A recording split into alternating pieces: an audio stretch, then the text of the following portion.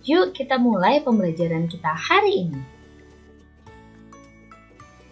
Kita berada di era globalisasi.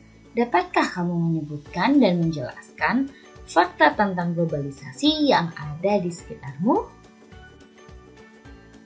Globalisasi memungkinkan beragam produk dari negara lain dapat kita temui. Contohnya batik dari Indonesia, karpet dari Turki, boneka dari Tiongkok, mobil dari Jepang, jam tangan dari Swiss, dan susu dari Selandia Baru. Kita bisa menemui berbagai makanan dari negara lain juga, seperti pizza, jam tangan, atau boneka dari negara lain. Produk Indonesia juga kita bisa temui di negara lain, misalnya batik.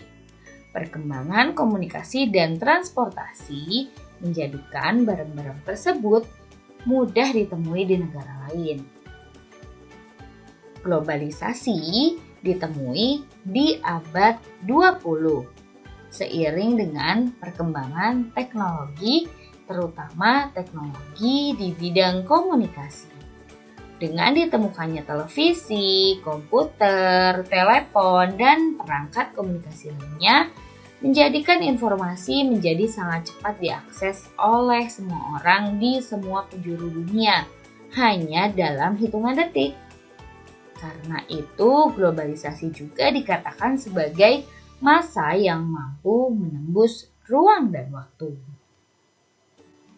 Bagaimana peran Indonesia dalam kerjasama di bidang sosial budaya dengan negara-negara ASEAN?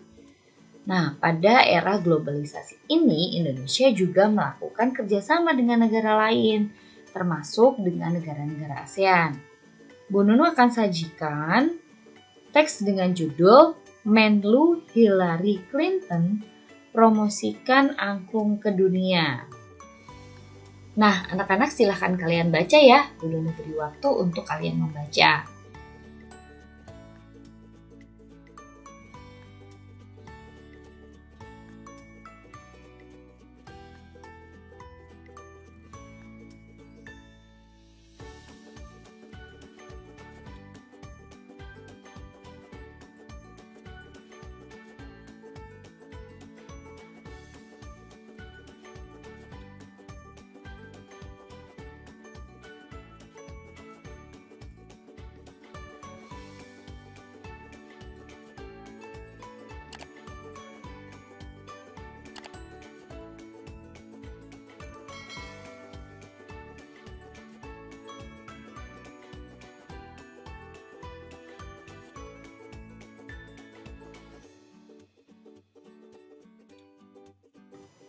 Kerjasama Indonesia dengan negara-negara di Asia Tenggara di bidang sosial budaya di masa globalisasi.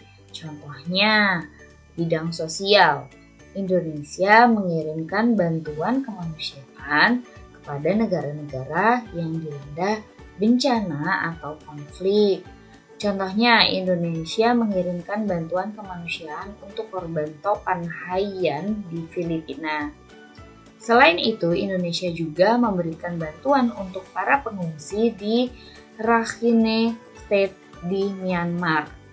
Kemudian, di bidang budaya, Indonesia turut berperan aktif dalam kegiatan kebudayaan ASEAN. Misalnya, mengirimkan tim kesenian untuk mengikuti dan mempromosikan kesenian dan budaya Indonesia ke berbagai negara di dunia.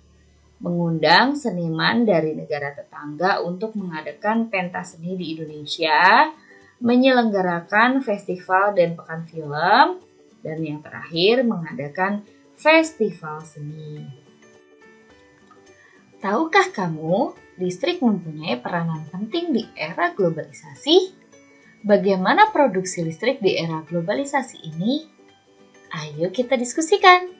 Di sini Bu Nuna akan menjelaskan ya. Yuk kita simak. Listrik dihasilkan di pusat pembangkit menggunakan beragam sumber energi. Nah, kita perhatikan di sini pembangkit listrik. Kita akan mulai dari nomor 1 ya. Nomor 1 ini air waduk atau sungai. Jadi airnya dari waduk atau sungai.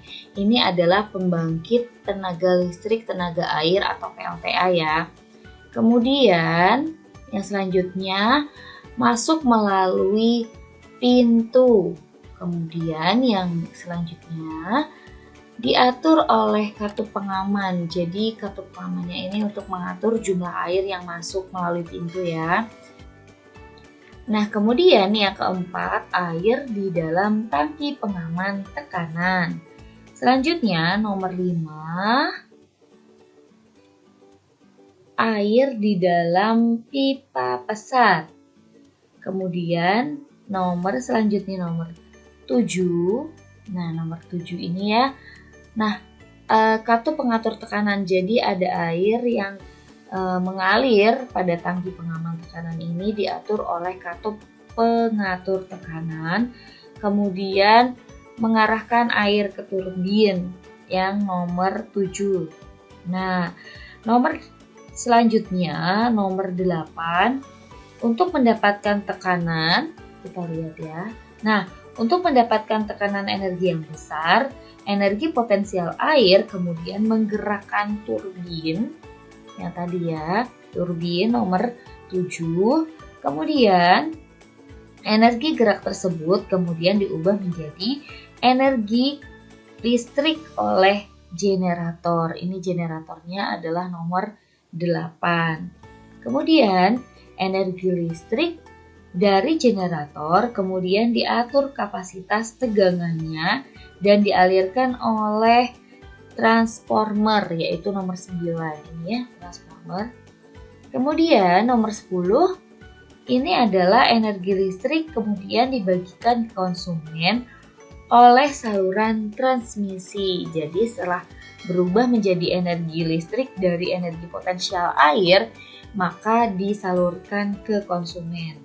Komponen utama pada semua pembangkit listrik adalah turbin yang ini nomor 7 dan generator, yaitu yang nomor 8. Bisa dilihat ya. Turbin tersebut bergerak untuk menghasilkan energi gerak yang kemudian diubah menjadi energi listrik oleh generator. Energi penggerak turbin selain dari aliran air juga bisa didapat dari angin atau PLTA, panas bumi, PLTU, dan sumber energi lainnya. Jadi, komponen utama pada semua pembangkit energi listrik adalah turbin dan generator atau dinamo. Turbin tersebut harus bergerak untuk menghasilkan energi gerak yang kemudian diubah menjadi energi listrik oleh generator atau dinamo.